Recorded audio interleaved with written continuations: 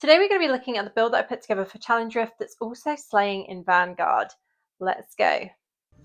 Now, if you caught my Challenge Rift video a few days ago, you will have already seen this build in action, but I wanted to test it out in Vanguard. So this was actually our last run of the evening, and honestly, it took us about 12 minutes at most to complete all 5 runs, and I'm pretty happy with the overall result of this. So I'm using the new chisel of the Architect main hand, and this one, it gives you a cyclone. Arcane Wind turns into a cyclone which chills and freezes enemies. So it does seem to do decent damage. We tested it in Challenge Rift and I had a really good result from that. Managed to get back in the top 10 ranking. And so I thought we'd test it out in Vanguard as well to see how it does. So I thought having that freeze effect might be quite beneficial to actually defeating mobs and taking a lot less damage. And you can see so far I've not had to use the healing field at all. So I've got a rank 15 healing field charm, and not even having to get anywhere near to using that. Normally a lot of us end up taking quite heavy hits, but this build is definitely working well in this mode as well as in Challenge Rift. So I'm not really much of a fan of the spam builds. I do find them difficult to play and a bit tedious to play. You know, I like my lazy whiz build where I can just move around and press a few buttons and not have to sit here and smash my phone screen while I'm trying to attempt to get these skills to work. And obviously having that constant skill not ready above my character's head as well. But yeah, this works really nicely. I'm actually amazed at some of the damage that is coming out from this build. I've played Vanguard so many times. I've had some really decent builds for it before, but never anything that was hitting as hard as this. So this is difficulty 4. I'd be interested to try this out in Elite difficulty next week as well to see what kind of damage we get. Because obviously last season Vanguard, Elite 1 was actually lower difficulty than difficulty 4. So it'll be interesting to see if it's the same case this season as well with this new Vanguard.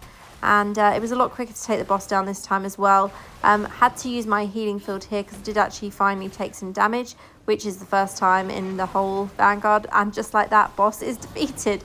So literally around about 2 minutes to complete Vanguard in total, which is amazing. So yeah, it took, as I said, about 12 minutes at the most to complete all of the Vanguard matches that evening.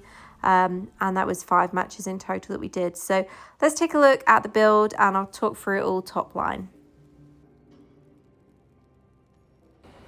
So taking a look at this build, I'm going to talk through everything in a little bit more detail this time. Firstly, the charm. I'm actually using the heal charm. I've got heal 15 here, and this one is healing field. Conjure healing field for 8 seconds that continuously heals all allies in and their summons while they remain within for 20,393 life per second. Now, I didn't have to use that much during the battle, as you probably noticed as well, and that's because this build works really quickly to take down mobs. You probably noticed some of the hits.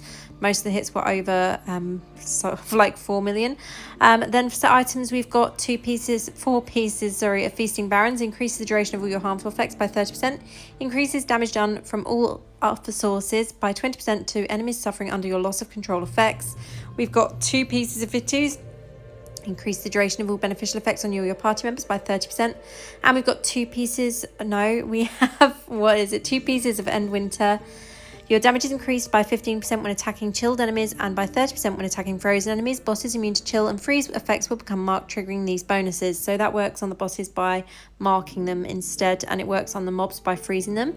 Then we're using Terminus Facade on the helm. Slow time now causes you to enter temporal flux, causing your non-channeled skills to reduce the cooldown of your other skills and increase your movement speed. Slow time's cooldown cannot be reduced by this effect. Slow time cooldown reduced by 7.2% and cooldown decreased 10% from the awakened slot. On the chest, we're using Coat of the Astrum. This one, Lightning Nova, now unleashes a wild arc that jumps rapidly between random targets, leaving behind sparks of electricity that continue to deal damage when it hits shocked enemies. Lightning Nova damage is increased by 18%, Lightning Nova damage is increased by 10%. On the shoulder, we're using War Mage Mantle. With this one, Disintegrate now launches a small arcane sphere that bounces between you and multiple enemies, dealing damage and shattering their armor.